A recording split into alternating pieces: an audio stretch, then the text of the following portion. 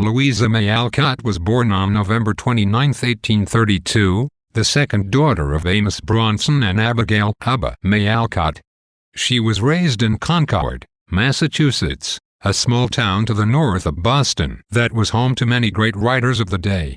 Ralph Waldo Emerson, Nathaniel Hawthorne, and Henry David Thoreau were neighbors to the Alcotts.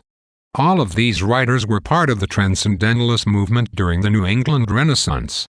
Transcendentalists believed that one could find spirituality through nature and reason. They were an optimistic group who believed humans were capable of great thoughts, and they advocated nonconformity and being true to one's inner self. Amos Bronson Alcott was not a particularly responsible father or husband, although he was an enthusiastic transcendentalist philosopher, abolitionist, and teacher. He failed to provide enough money to support his family, and their poverty was so dire that in 20 years, they moved 20 times. Louisa's mother acted as head of the household, and when Louisa grew older, she also took on much of the burden. Louisa May Alcott had an older sister, Anna, and two younger sisters, Lizzie and Abba May. These names are noticeably similar to the names Alcott gives her characters in Little Women: Meg, Beth, and Amy. Her sister Lizzie died at age 22 after a bout of scarlet fever. Alcott also had a brother, Dapper, who died in infancy. Alcott was educated at home by her father. She loved to read and write and enjoyed borrowing books from Emerson's large library. As a child, Alcott struggled with the ladylike behavior that was expected of girls in the 19th century. Though she was required to be calm and stay at home, Alcott was a tomboy whose favorite childhood activity was running wild through the fields of Concord. She had an unladylike temper that she struggled to control. Like Jo March in Little Women, Alcott could not get over her disappointment in not being a boy, since opportunities for women were limited.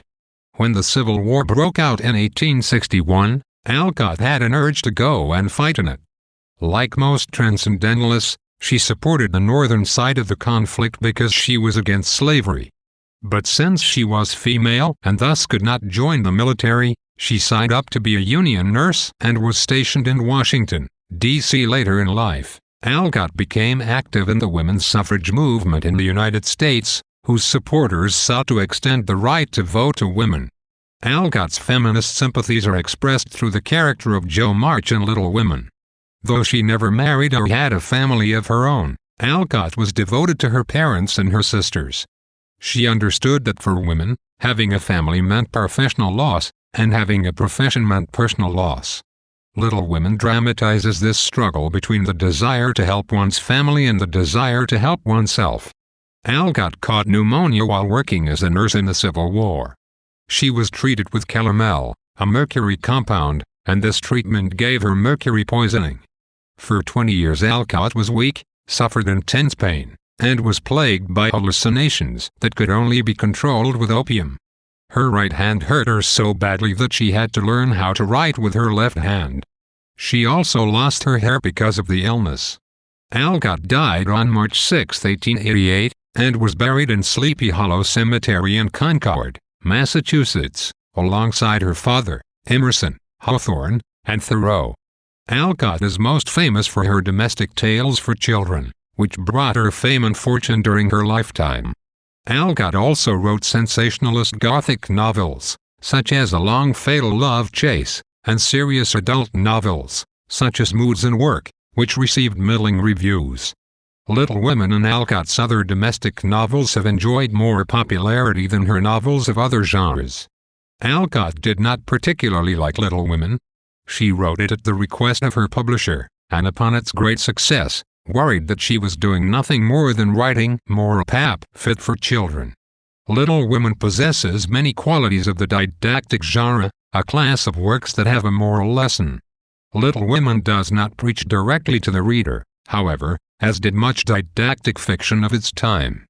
The narrator refrains from too much explicit moralizing, allowing us to draw our own lessons from the outcome of the story. Because Jo learns to behave and becomes a lady at the end of the novel, it is possible to assume that Alcott wants to teach her readers that conformity is good. Interestingly, however, Little Women has been championed by feminists for more than a century because Untamed Jo is so compellingly portrayed. Also, in the novel's characterization of the March Sisters, rebellion is often valued over conformity. So while Little Women can be called a didactic novel, the question of what it teaches remains open.